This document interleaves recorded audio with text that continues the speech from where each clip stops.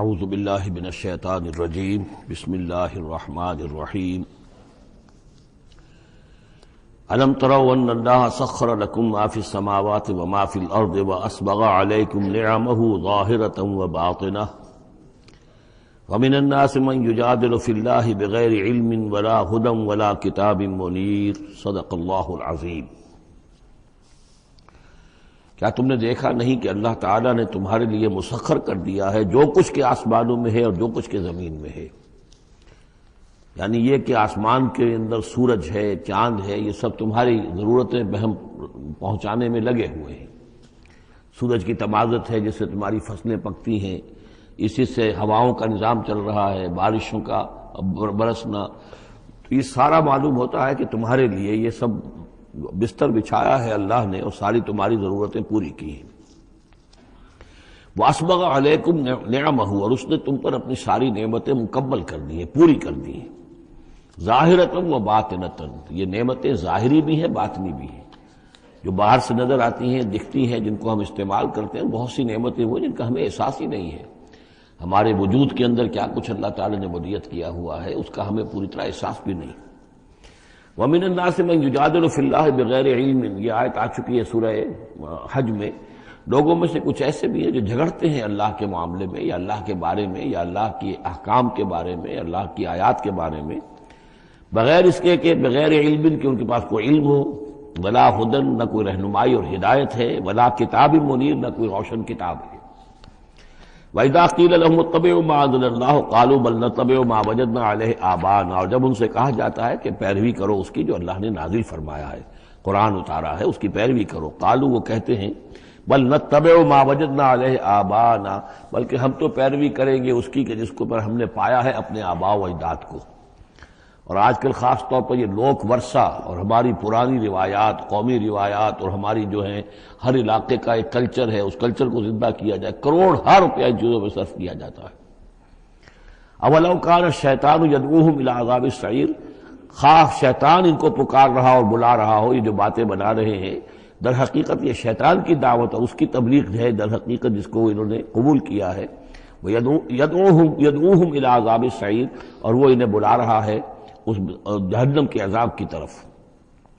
وَمَن يُسْلِمْ وَجْهَهُ إِلَى اللَّهِ وَهُوَ مُحْسِنٌ، اور جس شخص نے اپنا چہرہ اللہ کے سامنے جھکا دیا، تابع فرمان کر دیا اپنے چہرے کو الی اللہ، اللہ کی جانب، وَهُوَ مُحْسِنٌ، اور وہ احسان کی روش اختیار کرے، فَقَدِ اسْتَمْسَكَ بِالْعُرْوَةِ الْوُثْقَىٰ، تو اس نے تو مضبوط تھام لیا ہے مضبوط کنڈے کو، اس کا ہاتھ پڑ گیا ہے۔ یہ سورہ بقرہ میں بھی یہ الفاظ آئے تھے آیت الکرسی کے فوراً بعد۔ فَمَن يَكْفُرْ بِالطَّاغُوتِ وَيُؤْمِن بِاللَّهِ فَقَدِ اسْتَمْسَكَ بِالْعُرْوَةِ الْوُثْقَىٰ وَإِلَى اللَّهِ عَاقِبَةُ الْأُمُورِ، اور تمام معاملات کا انجام آخر کار اللہ ہی کے ہاتھ میں ہے، اللہ ہی تک اس کو لوٹا دیا جائے گا۔ وَمَن كَفَرَ فَلَا يَحْزُنكَ كُفْرُهُ، اور اے نبی جو کفر کر رہا ہے تو آپ اس کے کفر اور کفر کے لیے جو وہ بھاگ دوڑ کر رہا ہے اس سے آپ پریشان نہ ہو، دلگیر نہ ہو۔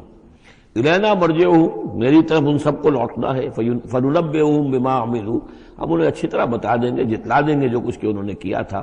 ان اللہ علیم بذات الصدور، یقیناً اللہ تعالیٰ تو جو کچھ سینوں میں چھپا ہوا ہے اس سے بھی واقف ہے۔ نمتعہم قلیلا، ہم انہیں ذرا تھوڑی دیر کے لیے ساز و سامان دے رہے ہیں، دنیا کے اندر یہ مزے لے لیں، مزے لوٹ لیں۔ ثم نضطرہم الی عذاب غلیظ، پھر ہم انہیں کشاں کشاں لے آئیں گے، کھینچ کر پکڑ کر لے آئیں گے اس عذاب کی طرف جو بہت گاڑھا ہے۔ وَلَئِن سَأَلْتَهُم مَّن خَلَقَ السَّمَاوَاتِ وَالْأَرْضَ لَيَقُولُنَّ اللَّهُ، اور جب اگر آپ ان سے پوچھیں کس نے پیدا کیا آسمان اور زمین تو وہ کہیں گے اللہ نے۔ قُلِ الْحَمْدُ لِلَّهِ، کہیے الحمدللہ، ساری حمد بھی پھر اسی کی ہے۔ بل اکثرہم لا یعلمون، لیکن یہ کہ ان کی اکثریت علم نہیں رکھتی۔ للہ ما فی السماوات والارض، آسمان اور زمین میں جو کچھ ہے وہ اللہ کے لیے ہے، اللہ ہی کا ہے، اللہ کی ملکیت ہے، یہ لام تملیک ہے، اللہ کی ملکیت ہے ہر وہ شے جو بھی کچھ ہے آسمانوں میں اور زمین میں۔ ان اللہ هو الغنی الحمید، یقیناً وہ غنی ہے، اسے کوئی احتیاج نہیں، اور حمید ہے، بڑی خوبیوں والا ہے، اپنی ذات میں ستودہ صفات ہے۔ وَلَوْ أَنَّ مَا فِي الْأَرْضِ مِنْ شَجَرَةٍ أَقْلَامٌ، اور اگر جتنے بھی زمین میں درخت ہیں وہ قلم بن جائیں، والبحر، اور سمندر جو ہے وہ سیاہی بن جائے، جیسے میں یہ مضمون سورہ کہف میں بھی آ چکا ہے۔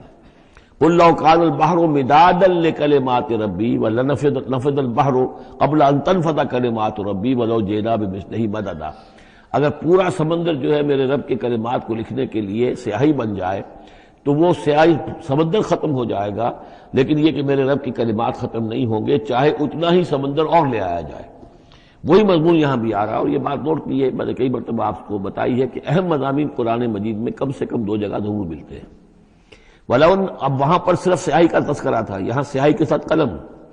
ولو ان ما فی الارض من شجرۃ اقلام، اگر جتنے بھی درخت زمین میں ہیں وہ سب کے سب قلم بن جائیں۔ والبحر، اور سیاہی جو ہے یہاں پہ اب محظوظ سمجھیے مدادن، اور بحر جو ہے سمندر جو ہے وہ سیاہی کی شکل اختیار کر لے۔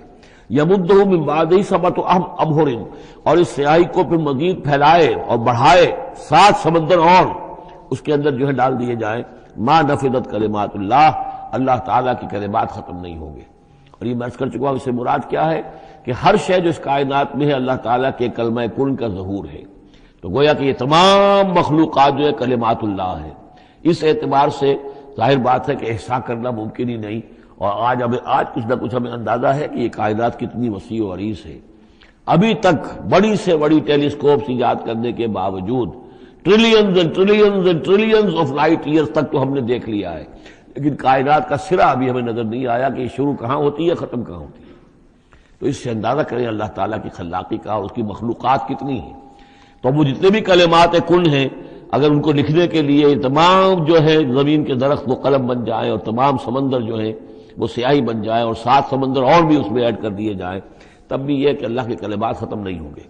ان اللہ عزیز الحکیم، یقیناً اللہ تعالیٰ زبردست ہے، حکمت والا۔ اب ادھر تو اس میں تو اللہ تعالیٰ کی تخلیق کی وسعت اور عظمت کا تذکرہ ہو گیا۔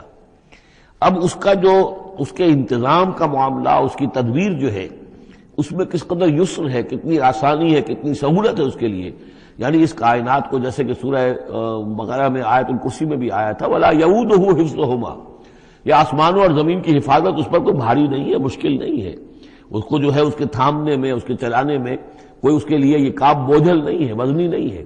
وَلَا يَئُودُهُ حِفْظُهُمَا وَهُوَ الْعَلِيُّ الْعَظِيمُ، تو اسی کو یہاں فرمایا مَا خَلْقُكُمْ وَلَا بَعْثُكُمْ إِلَّا كَنَفْسٍ وَاحِدَةٍ، تم سب کو پیدا کرنا اور تم سب کو دوبارہ پیدا کر لینا اللہ تعالیٰ کے لیے ایسے ہی جیسے ایک نفس کا پیدا کر دینا، اللہ کے لیے یہ اتنا یسیر ہے۔ ان اللہ سمیع بصیر، یقیناً اللہ تعالیٰ سمیع ہے اور بصیر ہے۔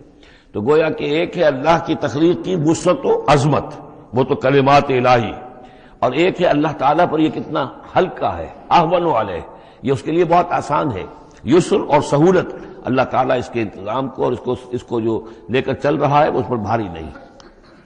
الم تر ان اللہ یولج اللیل فی النہار، کیا تم دیکھتے نہیں کہ اللہ تعالیٰ رات کو پرو لاتا ہے دن میں، ویولج النہار فی اللیل، اور دن کو پرو لاتا ہے رات میں۔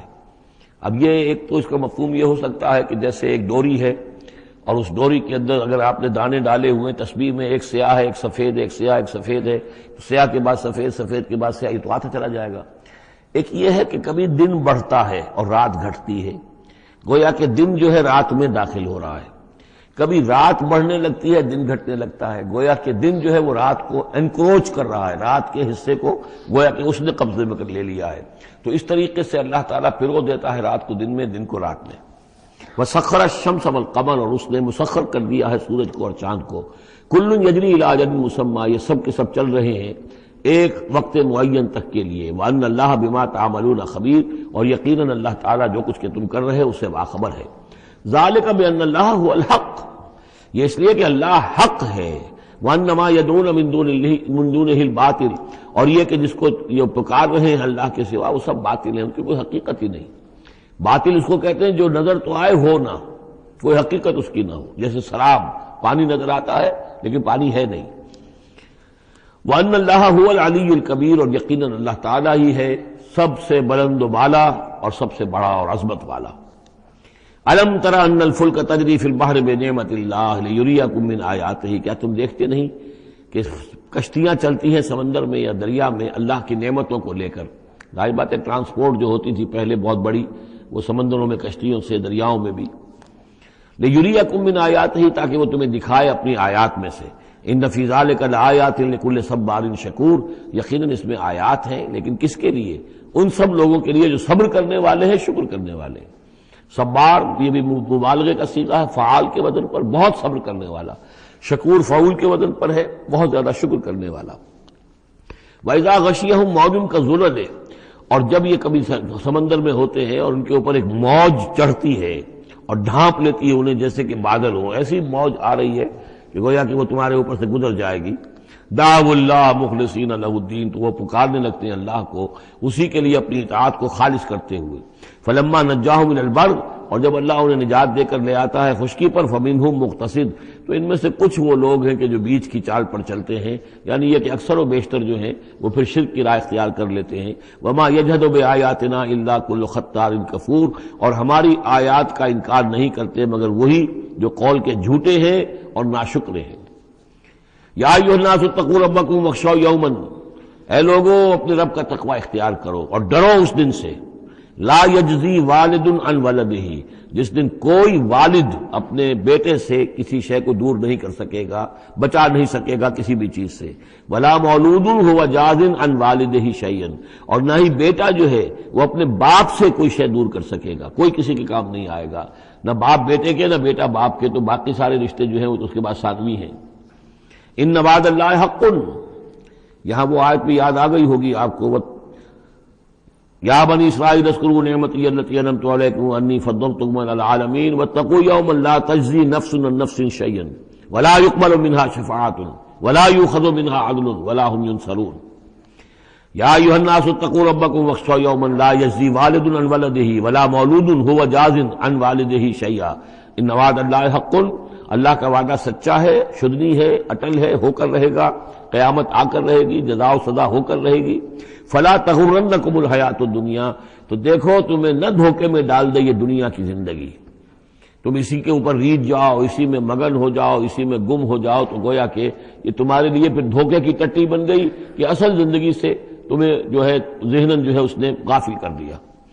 ولا یغرنکم باللہ الغرور، اور دیکھنا وہ دھوکے باز تمہیں اللہ تعالیٰ کی شان غفاری کے حوالے سے دھوکہ نہ دے۔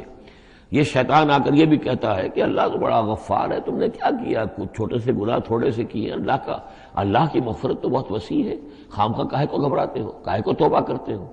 تو یہ جو ہے اللہ کی رحیمی، اللہ کی شان غفاری کا حوالے سے دھوکے میں دینا انسان کو۔ ولا یغرنکم باللہ الغرور ان اللہ عندہ علم الساعہ، اللہ ہی ہے کہ جس کے پاس ہے قیامت کا علم کہ قیامت کب آئے گی۔ ساعہ اور قیامہ، اس کے فرق کو ذہن میں رکھیے۔ گھڑی وہ معین گھڑی جبکہ زلزلہ ہوگا اور یہ اجرام سماویہ جو ہیں وہ ایک دوسرے سے ٹکرائیں گے اور پہاڑ جو ہے روئی کے گالوں، یہ ساعہ ہے جس میں کہ ہلاکت ہوگی دنیا کی آخری۔ اور پھر باعث بادل موت کے بعد جو دن آنا ہے وہ قیامہ ہے۔ قیام کہتے ہیں کھڑے ہونے کو، اس دن کھڑے ہوں گے لوگ اور حاضر ہوں گے اپنے رب کے حضور میں۔ تو عام طور پر ہم قیامت کا لفظ جب بولتے ہیں تو ساعت کی جگہ پر بولتے ہیں۔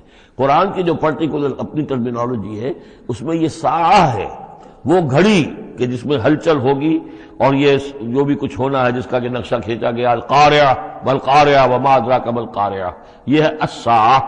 لیکن پھر جب باعث بعد الموت کے بعد جب کھڑے ہونا ہے قبروں سے نکل کر اللہ کے حضور میں، تو یہ ہوگا قیامہ، کھڑے ہونے کا دن۔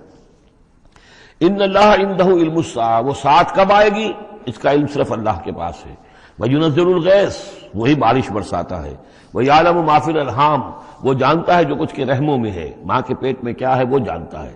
وَمَا تَدْرِي نَفْسٌ، اور کوئی جان نہیں جانتی ماذا تکسب غدا، کہ کل وہ کیا کمائی کرے گی۔ وَمَا تَدْرِي نَفْسٌ، اور کوئی جان نہیں جانتی بِأَيِّ أَرْضٍ تَمُوتُ، کہ کس زمین میں اس کی موت واقع ہوگی۔ ایک شخص ہے اپنے ملک سے صرف چند دن کے لیے کہیں باہر گیا، وہیں انتقال ہو گیا، اسے کبھی گمان بھی نہیں ہو سکتا تھا۔ سال ہر سال سے کہیں مقیم ہے، وہاں موت نہیں آئی، اور کہیں گیا ہے اور وہاں موت آ گئی۔ تو کوئی نہیں جانتا کس زمین میں اس کی موت واقع ہوگی۔ ان اللہ علیم الخبیر، یقیناً اللہ تعالیٰ علیم اور خبیر ہے۔ یہ جو 5 چیزیں یہاں گنوائی گئی ہیں اس میں آج کل بڑا اشکال ہے، اور لوگ کہتے ہیں کہ یہ آپ پتہ چل جاتا ہے کہ ماں کے رحم میں جو ہے، ماں کے پیٹ میں بیٹا ہے یا بیٹی ہے۔ اس کے 2 اعتبار سے اس کو سمجھ لیجئے۔ اس آیت میں 5 چیزوں کا ذکر ہے۔ پہلی چیز میں حصر کا اسلوب ہے کہ یہ چیز صرف اللہ کو معلوم ہے، اگرچہ یہاں یہ نہیں لکھا ہوا ہے کہ اللہ کے سوا کوئی نہیں جانتا۔ پھر بھی چونکہ حصر کا اسلوب ہے، ان اللہ عندہ علم الساعہ، یقیناً اللہ ہی ہے جس کے پاس ہے قیامت کا علم، ساعت کا علم۔ اس میں بھی گویا کہ نفی ہو گئی کہ کوئی اور نہیں جانتا۔ دو آخری چیزوں میں بھی نفی ہے، وما تدری نفس ماذا تکسب غدا، کوئی نہیں جانتا کہ کل وہ کیا کمائے گا، اس میں بھی کیٹیگوریکل نفی ہے اس کی۔ وما تدری نفس بأی ارض تموت، یہ بھی پھر کیٹیگوریکل نفی ہے کہ نہیں کوئی جانتا، کوئی جان نہیں جانتی کہ کہاں اس کی موت واقع ہوگی۔ لیکن دو چیزیں جو ہے کیٹیگوریکل ڈینائل نہیں ہے۔ وَيُنَزِّلُ الْغَيْثَ، اللہ بارش برساتا ہے، یہ کہاں لکھا؟ نہ یہاں اس حصر کا اسلوب ہے، نہ یہ لکھا ہے کہ یہ کام جو ہے صرف اللہ کرتا ہے۔ اسی طرح یعلم ما فی الارحام، اللہ جانتا ہے جو کچھ کے رحموں میں ہے، اب یہ جو نہیں لکھا کہ کوئی اور نہیں جانتا۔ اس اعتبار سے قرآن مجید کے الفاظ جو ہیں ان کے اوپر تو اعتراض وارد ہو ہی نہیں سکتا۔ البتہ اعتراض اگر کچھ وارد ہوتا تو ایک حدیث پر ہوتا ہے۔ حدیث میں یہ آیا ہے کہ حضرت جبرائیل نے جب پوچھا تھا کہ مجھے قیامت کے بارے میں بتائیے، تو اس میں سے ایک روایت میں یہ الفاظ آئے ہیں کہ فی خمس لا یعلمہن الا اللہ، یہ قیامت کا علم جو ہے یہ تو ان 5 چیزوں میں سے ہے جنہیں اللہ کے سوا کوئی نہیں جانتا، اور وہاں حضور نے یہ ساری چیزیں گنوائی ہیں۔ اس کا جو ہے جواب وہ یہ ہے کہ رحم میں کیا ہے اس کا صرف ایک پہلو ہمیں معلوم ہوا ہے کہ وہ بیٹا یا بیٹی ہے، باقی جو کچھ ہے اس کے نہ معلوم کتنے پہلو ہیں، کتنا ذہین ہے، کس قدر فطین ہے، اس کے اندر کیا اوصاف ہے، اس میں کیا صلاحیتیں ہیں، شقی ہے یا سعید ہے، نیکوکار ہوگا بدکار ہوگا، کیا پتہ ہے، یا ہوگا یا ہوگی۔ تو اس سے یہ کہ اس کی جو حدیث کا بھی معاملہ ہے اس کی بھی جو ہے اس کی توجیہ موجود ہے، اس پہ کسی گھبرانے کی ضرورت نہیں ہے۔ ان اللہ علیم الخبیر، یقینا اللہ تعالی علیم اور خبیر ہے۔ سورۃ السجدہ، اب یہ سورہ مبارکہ آئی ہے، یہ 3 رکوعوں پر مشتمل ہے اور اس میں بڑا ردم بہت تیز ہے، اور یہ ذہن میں رکھیے گا کہ یہ حضور کی بہت محبوب صورتوں میں سے ایک صورت ہے، اس لیے کہ آپ کا یہ رواج، آپ کا یہ معمول تھا کہ آپ جمعے کے روز صبح فجر کی پہلی رکعت میں اس سورہ سجدہ کی تلاوت فرمایا کرتے تھے۔ تو جن صورتوں کے ساتھ حضور کو خاص طور پر کوئی تعلق خاطر تھا اضافی طور پر، تو اس کا ہمیں اسی سے اندازہ ہوتا ہے کہ نمازوں میں آپ جو زیادہ پڑھتے تھے، تو فجر کی نماز جمعے کے دن اس میں بالعموم آپ کا یہ معمول تھا کہ یہ سورہ سجدہ جو ہے پوری 3 رکوع پوری جو ہے وہ پہلی رکعت میں پڑھتے تھے، اور دوسری رکعت کے اندر سورۃ الدہر، یا پھر یہ کہ کبھی کبھی ایسا ہوتا تھا کہ پہلی صورت میں سورہ جمعہ اور دوسری میں سورہ منافقون، وہ 2 رکوعوں کی صورتیں ہیں، لیکن یہ جو ہے یہ صورت خاصی طویل ہے۔ الف لام میم تنزیل الکتاب لا ریب فیہ من رب العالمین، اس کتاب کا اتارا جانا ہے کہ جس میں کوئی شک نہیں، کوئی فریب نہیں، رب العالمین کی طرف سے ہے۔ ام یقولون افتراہ، کیا یہ کہتے ہیں کہ یہ محمد نے خود گھڑ لی ہے صلی اللہ علیہ وسلم، خود لکھ لی ہے؟ بل هو الحق من ربک، نہیں، یہ الحق ہے تیرے رب کی طرف سے۔ لتنذر قوما ما اتاهم من نذیر، تاکہ خبردار کر دیں آپ اے نبی اس قوم کو کہ جس کے پاس کوئی نبی پہلے نہیں آیا، کوئی خبردار کرنے والا نہیں آیا۔ حضرت اسماعیل سے لے کر اور حضرت محمد تک بڑے طویل عرصے تک کوئی نبی اس نسل میں نہیں آیا، اس قوم میں نہیں آیا۔ لعلہم یہتدون، آپ خبردار کریں انہیں شاید تاکہ وہ ہدایت پائیں، شاید کہ وہ ہدایت پائیں، تاکہ وہ ہدایت پائیں۔ اللہ الذی خلق السماوات والارض وما بینہما فی 6 ایام، اللہ وہ ہے کہ جس نے پیدا کیا آسمانوں کو اور زمین کو اور جو کچھ ان دونوں کے مابین ہے 6 دنوں میں۔ ثم استوى علی العرش، پھر وہ متمکن ہو گیا تخت حکومت پر، تخت پر۔ ما لکم من دونہ من ولی، نہیں ہے تمہارے لیے اس کے مقابلے میں من ولی ولا شفیع، یہاں دون کا لفظ جو ہے مقابلے میں، اس کے خلاف، یعنی جب کہ وہ پکڑے تمہیں سزا دینا چاہے تو اس کے اس فیصلے کے کوئی آڑے نہیں آ سکتا، نہ کوئی ولی اور نہ کوئی شفیع۔ افلا تتذکرون، تو کیا تم تذکر نہیں کرتے، سمجھتے نہیں ہو، عقل سے کام نہیں لیتے۔ یدبر الامر من السماء الى الارض، وہ تدبیر کرتا ہے امر کی آسمان سے زمین کی طرف۔ ظاہر بات ہے کہ اللہ تعالیٰ کے جو فیصلے ہوتے ہیں، اور اس میں ایک تو ہے 1000 سال کا ایک نقشہ ہے جو اللہ بناتا ہے، پلاننگ ہے، جو اللہ کا ایک دن ہے، لیکن یہ کہ ہمارے حساب سے جو 1 سال ہے اس کے لیے بھی جو لیلۃ القدر آتی ہے وہ در حقیقت وہ اس سال کا بجٹ سیشن ہے کہ اس 100,000 سال میں سے اس سال کے اندر کیا کیا ہونا ہے۔ تو تو اس طریقے سے اللہ تعالیٰ کا جو عالمی حکومت کا نظام ہے اس میں اس طریقے کی پلاننگ ہے. یدبر الامر من السماء الی الارض، وہ تدبیر کرتا ہے اپنے امر کی آسمان سے زمین کی طرف. فرشتے اترتے ہیں احکام کو لے کر کہ اب یہ کام یہاں پر ہونے ہیں، یہ امپلیمنٹیشن ہونی ہے. ثم یعرج الیہ، پھر وہ چڑھتا ہے اس کی جانب. جب یہ کام ہو گئے تو رپورٹیں جو ہیں وہ اللہ تعالیٰ کی جناب میں پھر پیش ہونے کے لیے جا رہی ہیں. فی یومن، اور یہ سارا معاملہ ہے ایک دن میں. مقدارہ الف سنۃ مما تعدون، جس کی مقدار ہے تمہارے حساب سے جو تم گنتی کرتے ہو تو 1000 برس. اب یہ سورہ حج میں بھی یہ آیت آ چکی ہے، ان یومن عند ربک کالف سنۃ مما تعدون. تیرے رب کا ایک دن جو ہے وہ تمہارے حساب کے 1000 سال کے برابر ہے. اور یہاں پر بھی یہ آ گیا کہ یہ تدبیر امر کے سلسلے میں اس کائنات میں جو بھی اللہ تعالیٰ کا فیصلہ ہوتا ہے تو وہ ہر 1000 سال کے لیے اس کا ایک نقشہ بن جاتا ہے. ذالک عالم الغیب والشہادۃ، وہ ہستی ہے جاننے والی ہر چھپی چیز کی اور ہر سامنے کی چیز کی. العزیز، جو زبردست ہے، الرحیم، رحم فرمانے والی ہے.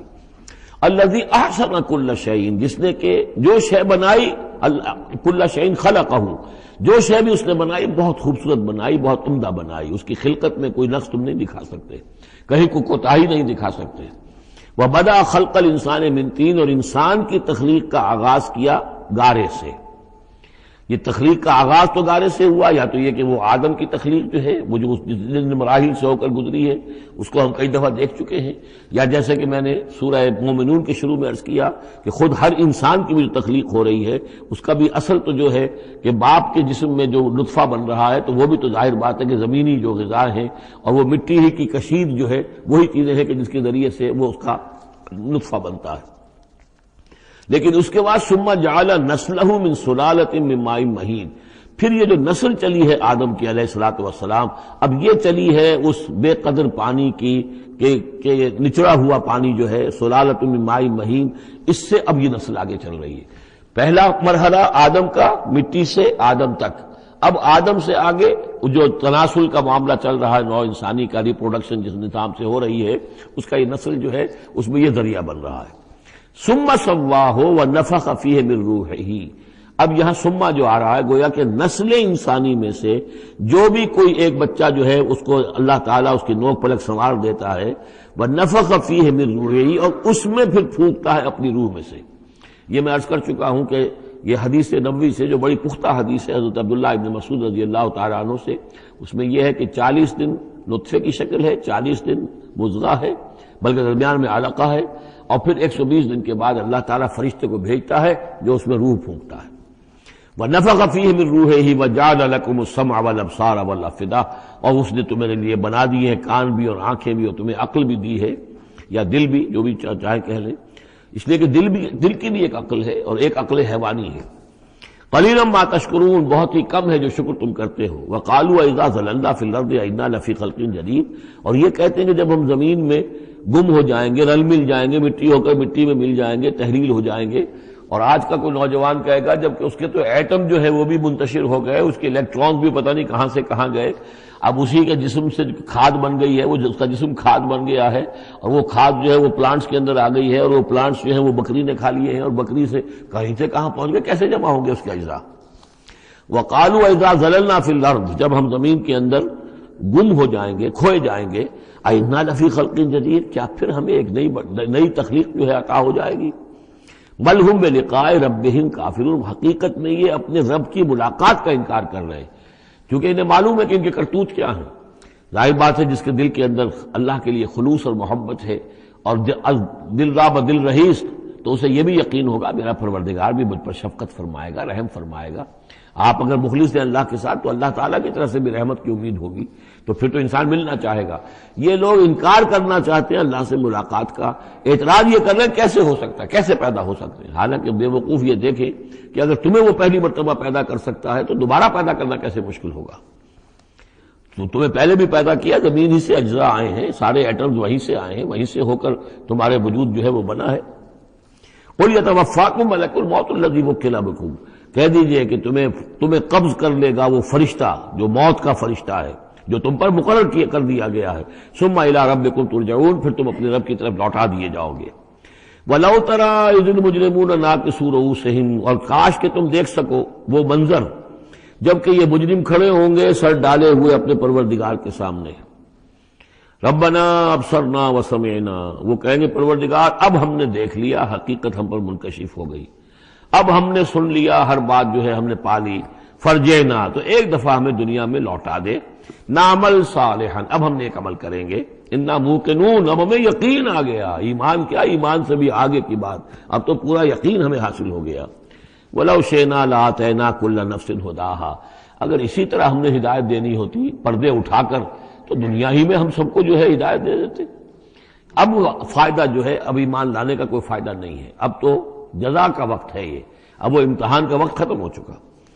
وَلَوْ شِئْنَا لَآتَيْنَا كُلَّ نَفْسٍ هُدَاهَا وَلَكِنْ حَقَّ الْقَوْلُ مِنِّي، لیکن میری طرف سے تو یہ میرا فیصلہ جو ہے یہ ثابت ہو چکا ہے، پختہ ہے، صادر ہو چکا ہے، لَأَمْلَأَنَّ جَهَنَّمَ مِنَ الْجِنَّةِ وَالنَّاسِ أَجْمَعِينَ، کہ میں جہنم بھی تو میں نے بنائی ہے نا، آخر اس کے لیے بھی مجھے ایندھن چاہیے، تو اب تو یہ کہ تم لوگ اس کا ایندھن بنو گے، اب تو میں جنات اور انسان جو بھی تھے، جو باغی تھے ہمارے، اب ان کو اس جہنم کے اندر جھونک کر رہیں گے، فَذُوقُوا بِمَا نَسِيتُمْ لِقَاءَ يَوْمِكُمْ هَذَا، اب چکھو ذرا مزہ اس چیز کا جو تم نے آج کے دن کی ملاقات کا انکار کیا یا اسے نظر انداز کیے رکھا، انا نسیناکم، ہم نے بھی اب تمہیں نظر انداز کر دیا، اب ہم سے بات نہ کرو، لا تکلمون، اب ہم مجھ سے بات نہ کرو، وذوقوا عذاب الخلد بما کنتم تعملون، اور جو کچھ تم کرتے رہے اس کی پاداش میں اب ہمیشگی والا عذاب چکھو۔ انما یؤمن بآیاتنا الذین اذا ذکروا بها، میری ایمان رکھنے والے تو ہماری آیات پر وہ لوگ ہیں کہ جب انہیں ہماری آیات کے ذریعے سے تذکیر کی جاتی ہے، نصیحت کی جاتی ہے، انہیں سنائی جاتی ہے، خروا سجدا، وہ سجدے میں گر پڑتے ہیں، وسبحوا بحمد ربہم، اور وہ اپنے پروردگار کی حمد کے ساتھ تسبیح کرتے ہیں، وہم لا یستکبرون، اور وہ گھمنڈ نہیں کرتے، تکبر نہیں کرتے۔ یہ آیت سجدہ ہے۔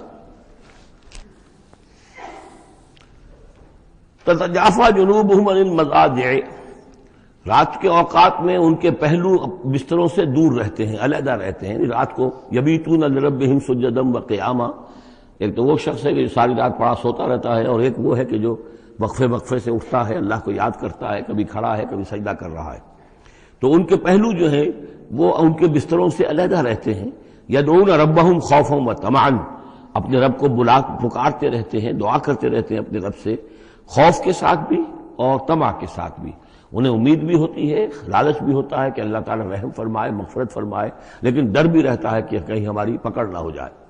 وَمِمَّا رَزَقْنَاهُمْ يُنْفِقُونَ، اور جو کچھ ہم نے انہیں دیا ہے اس میں سے پھر وہ خرچ کرتے ہیں ہماری رضا جوئی کے لیے۔ فَلَا تَعْلَمُ نَفْسٌ مَّا أُخْفِيَ لَهُم مِّن قُرَّةِ أَعْيُنٍ، تو کسی جان کو نہیں معلوم، کسی انسان کو نہیں معلوم کیا کچھ چھپایا گیا ہے ان کے لیے ان کی آنکھوں کی ٹھنڈک کے واسطے، یعنی جنت میں ہم نے کیا کچھ چھپایا ہوا ان کے لیے کوئی نہیں جانتا، فلا تعلم نفس، کوئی نہیں جانتا۔ اسی مضمون کو اصل میں حضور نے ادا کیا ہے کہ ما لا عین رات ولا اذن سمعت وما خطر علی قلب بشر، باقی جو چیزیں بیان کی گئی ہیں ان کے بھی اصل حقیقت تو وہاں کھلے گی، لیکن پھر بھی یہ تو ابتدائی نزول ہے، پہلی مہمان نوازی ان چیزوں سے ہے جن کا کہ قرآن مجید میں ذکر ہے، جن کو کہ ہم سمجھ سکتے ہیں۔ اصل نعمتیں جو جنت کی ہیں وہ تو یہ فلا تعلم نفس، کوئی نہیں جانتا کیا کچھ چھپایا گیا ان کے لیے، اللہ تعالیٰ نے کیا کچھ تیار کر کے رکھا ہوا ہے ان کی آنکھوں کی ٹھنڈک کا سامان۔ جزاء بما كانوا يعملون، وہ بدلہ ہوگا ان کے اعمال کا۔ افمن کان مومنا کمن کان فاسقا، تو بھلا ایک شخص کہ جو مومن ہے کیا وہ ایسا ہو جائے گا جیسے فاسق ہو؟ کیا ان کا انجام برابر ہوگا؟ لا یستوون، نہیں وہ برابر نہیں ہو سکتے۔ اما الذین آمنوا وعملوا الصالحات، یقیناً وہ لوگ جو ایمان لائے اور جنہوں نے نیک عمل کیے، فلہم جنات المأویٰ، ان کے لیے تو وہ باغات ہیں جہاں ان کو ٹھکانہ دیا جائے گا، نزلا بما كانوا يعملون، اور یہ ہوگی ان کی ابتدائی مہمان نوازی۔ نزل عربی میں کہتے ہیں مہمان جیسے ہی آئے، نزیل اترا ہے وہ اپنی سواری سے، گھوڑے سے آیا ہے، اونٹ پر آیا ہے، آپ کے دروازے کے سامنے آ کر وہ اترا ہے، اونٹ کو بٹھایا ہے اس سے اترا ہے، یا آج کار سے اتر رہا ہے، تو اب یہ نزیل ہے اس وقت۔ اس نزیل کے لیے نزل فوری طور پر، موسم کے اعتبار سے ٹھنڈا ہے یا گرم ہے، آپ فوری طور پر لاتے ہیں، یہ نزل ہے۔ پھر وہ اب آپ کے پاس ٹھہر گیا ہے، آپ نے اس کے لیے کمرے کا بندوبست کیا ہے، وہ وہاں پر اس نے استراحت کی ہے، اب آپ نے اہتمام کے ساتھ اس کے لیے کھانا تیار کروایا، یہ ہے ضیافت، ضیف اب بنا ہے وہ، تو جیسے آیا ہے وہ نزیل ہے، اور جب گھر میں آپ کے ٹھہر گیا تو اب ضیف ہے، وہ پھر ضیافت ہوگی۔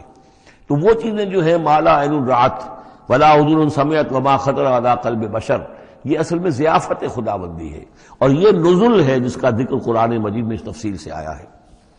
وَأَمَّا الَّذِينَ فَسَقُوا فَمَأْوَاهُمُ النَّارُ، اور جو لوگ سرکش تھے اور جنہوں نے نافرمانی کی تھی ان کا ٹھکانہ آگ ہے۔ كُلَّمَا أَرَادُوا أَن يَخْرُجُوا مِنْهَا، جب بھی وہ چاہیں گے کہ وہاں سے نکل بھاگیں، اعیدوا فیہا، پھر انہیں اسی میں لوٹا دیا جائے گا۔ وقیل لہم ذوقوا عذاب النار الذی کنتم بہ تکذبون، اور ان سے کہا جائے گا چکھو اب مزہ اس عذاب کا، آگ کے عذاب کا جس کو تم جھٹلاتے رہے تھے۔ وَلَنُذِيقَنَّهُم مِّنَ الْعَذَابِ الْأَدْنَىٰ دُونَ الْعَذَابِ الْأَكْبَرِ لَعَلَّهُمْ يَرْجِعُونَ۔ یہ ہے آیت نمبر 21 اس سورہ مبارکہ کی، اور آیت نمبر 41 تھی سورہ الروم کی۔ ظہر الفساد فی البر والبحر بما کسبت ایدی الناس لیذیقہم بعض الذی عملوا لعلہم یرجعون۔ ہم لوگوں کے کرتوتوں کے کچھ اعمال کی سزا دنیا میں دے دیتے ہیں، شاید کہ یہ جاگ جائیں، ہوش میں آ جائیں اور یہ لوٹ آئیں، پلٹ آئیں، توبہ کریں۔ یہاں فرمایا ہم لازماً انہیں چکھائیں گے مزہ چھوٹے عذاب کا، ادنا، عذاب الادنا، دون العذاب الاکبر، اس بڑے عذاب سے پہلے پہلے۔ لعلہم یرجعون، شاید کہ یہ جاگ جائیں، شاید کہ ہوش میں آ جائیں، شاید کہ لوٹ جائیں، شاید کہ توبہ کریں۔ یہ بات جو ہے آ چکی ہے کہ رسول جب بھی بھیجے جاتے تھے تو اللہ تعالیٰ کی طرف سے اس قسم کی تنبیہات کا سلسلہ آتا تھا تاکہ لوگ بیدار ہوں۔ وَمَنْ أَظْلَمُ مِمَّنْ ذُكِّرَ بِآيَاتِ رَبِّهِ ثُمَّ أَعْرَضَ عَنْهَا، اس سے بڑھ کر ظالم کون ہوگا جس کو نصیحت کی گئی اب اس کے رب کی آیات کے حوالے سے پھر بھی اس نے اعراض کیا۔ یعنی ایک تو نصیحت کوئی کر رہا ہے، وہ اپنا جو فلسفہ بھگار رہا ہے یا کوئی اپنی عقل لڑا رہا ہے، اپنی منطق لڑا رہا ہے، ایک یہ کہ اللہ کی آیات کے ذریعے سے تذکیر کر رہا ہے، پھر بھی اس سے اعراض کرے۔ ثم اعرض عنها انا من المجرمین منتقمون، ایسے مجرموں سے تو ہم انتقام لے کر رہیں گے۔ وَلَقَدْ آتَيْنَا مُوسَى الْكِتَابَ فَلَا تَكُنْ فِي مِرْيَةٍ مِّن لِقَائِهِ، اور ہم نے موسیٰ کو کتاب دی تھی، اور یہ جملہ متردہ بیچ میں آیا ہے کہ اے نبی آپ بالکل شک میں نہ رہیے اس کی ملنے سے یا اس کی ملاقات کے۔ اس کا ایک ترجمہ یہ کیا گیا ہے کہ شب معراج میں حضرت موسیٰ سے بھی حضور کی ملاقات ہوئی تھی، تو اس کی طرف اشارہ ہے کہ آپ کی جو ملاقات ہوئی تھی وہ موسیٰ ہی سے ہوئی تھی، اس میں کوئی شک نہ کیجیے۔ لیکن زیادہ جو قرین قیاس ہے اور جو سیاق و سباق کے ساتھ مناسبت رکھتا ہے وہ یہ ہے، تو اے نبی آپ بالکل کوئی شک نہ رکھیں اس بات میں کہ جو کتاب موسیٰ کو دی گئی تھی وہ واقعتاً اللہ کی طرف سے تھی، کتاب کا ملنا اللہ کی طرف سے تھا، اور اس قرآن کا ملنا جو آپ کو ملی ہے یہ بھی اللہ کی طرف سے ہے۔ اور حضور سے خطاب کرتے ہوئے بھی در حقیقت یہاں پر روح سخن جو ہے وہ لوگوں سے ہے کہ تم کوئی شک نہ کرو کہ تورات اللہ نے ہی دی تھی حضرت موسیٰ کو، اور قرآن اللہ ہی نے دیا ہے محمد کو صلی اللہ علیہ وسلم۔ وَجَعَلْنَاهُ هُدًى لِّبَنِي اسرائیل، اور اس کو ہم نے ٹھہرایا تھا، بنا دیا تھا ہدایت، رہنمائی بنی اسرائیل کے لیے۔ وَجَعَلْنَا مِنْهُمْ أَئِمَّةً يَهْدُونَ بِأَمْرِنَا لَمَّا صَبَرُوا، اور ان میں سے پھر ہم نے ایسے امام اٹھائے، پیشوا اٹھائے، رہنما اٹھائے کہ جو لوگوں کو ہمارے حکم سے وہ ہدایت کرتے تھے، رہنمائی کرتے تھے، تورات کی تعلیم کرتے تھے، تورات سمجھاتے تھے، نیکی کا حکم دیتے تھے، امر بالمعروف نہی منکر کرتے تھے۔ لما صبروا، لیکن یہ کام وہ کر سکتے تھے جب خود صبر کی روش اختیار کر لیں۔ اگر آدمی اپنی تمام توانائیاں اور قوتیں زیادہ سے زیادہ عیش، زیادہ سے زیادہ دولت جمع کرنے پر کرے گا تو وقت کہاں سے لائے گا ان کاموں کے لیے؟ اور اس کام کے لیے تو ظاہر بات ہے آپ کو بدی پر کسی کو روکنا ہے، ٹوکنا ہے، نہیں منکر کرنا ہے تو کوئی صبر بھی کرنا پڑے گا، کوئی مصیبت بھی آئے گی، کوئی تکلیف بھی آئے گی، کوئی آپ کو ستائے گا بھی، گالیاں دے گا، اور اگر حکومت کے خلاف آپ نے کوئی بات کہی ہے تو حکومت آپ کو سزا دے گی۔ لہذا صبر کے بغیر یہ کام نہیں ہوتے۔ وَجَعَلْنَا مِنْهُمْ أَئِمَّةً يَهْدُونَ بِأَمْرِنَا، اب ہر شخص کے ہم میں سے یہ خواہش پیدا ہونی چاہیے کہ اللہ تعالیٰ ہمیں بھی، اگر بنی اسرائیل میں سے اللہ تعالیٰ نے بہت سے لوگ ایسے اٹھا دیے جن کی یہ تعریف کی جا رہی ہے، جعلنا منہم ائمۃ یہدون بامرنا لما صبروا، اللہ تعالیٰ ہمیں توفیق دے کہ ہم بھی اس امت مسلمہ میں اسی کام کے کرنے والے بن جائیں تاکہ لوگوں کو خیر کی طرف بلائیں، حق کی طرف دعوت دیں، لیکن اس کے لیے اپنے لیے صبر اختیار کرنا ضروری ہے۔ کم سے کم اپنا جو ہے اسٹینڈرڈ آف لیونگ رکھیں تاکہ یہ کہ ہم اپنا وقت سپیئر کر سکیں، جس کو تبلیغی بھائی کہتے ہیں تفریغ الاوقات، اوقات فارغ نہیں کریں گے اپنے، سارا وقت تو لگا ہوا ہے آپ پیسہ کمانے میں اس لیے کہ اس کے ایک خاص قسم کا معیار زندگی بنا لیا ہے، اور اس کو مینٹین کرنے کے لیے اب جتنا کچھ آپ کو چاہیے اب دن رات ایک کریں گے تو آپ اپنے اس معیار زندگی کو مینٹین کر سکتے ہیں۔ گویا کہ اب ہم اس معیار زندگی کو پوج رہے ہیں، ہمارے پاس اب وقت ہی نہیں ہے، صلاحیت کہاں لگائیں، کس وقت میں لگائیں، کیا کام کریں۔ لیکن صبر کی روش ہوگی اور پھر قرآن مجید کے ساتھ وہ تعلق ہوگا تو پھر انشاءاللہ تعالی اللہ تعالیٰ نے انسان میں بڑی صلاحیتیں رکھی ہیں، بڑی قوتیں رکھی ہیں، مسجود ملائک بنایا ہے، اللہ کے کریشن کا کلائمیکس ہے، یہ تو اللہ تعالیٰ کی یوں سمجھیے کہ تخلیق کا نقطۂ عروج ہے، تو اس کے اندر صلاحیتیں ہیں. آدمی ارادہ کر لے، ہمت کرے، فیصلہ کر لے، تو پھر یہ کہ اللہ تعالیٰ جو ہے اس کے لیے راستے کھول دیتا ہے. وَجَعَلْنَا مِنْهُمْ أَئِمَّةً يَهْدُونَ بِأَمْرِنَا لَمَّا صَبَرُوا وَكَانُوا بِآيَاتِنَا يُوقِنُونَ. ایک تو یہ کہ صبر کریں اور ہماری آیات کے اوپر پورا یقین ہو. إِنَّ رَبَّكَ هُوَ يَفْصِلُ بَيْنَهُمْ يَوْمَ الْقِيَامَةِ فِيمَا كَانُوا فِيهِ يَخْتَلِفُونَ. یقیناً آپ کا رب فیصلہ کرے گا ان کے مابین قیامت کے دن ان تمام چیزوں میں جن میں یہ اختلاف کر رہے تھے. اولم یہد لہم کما اہلکنا من قبلہم من القرون یمشون فی مساکنہم.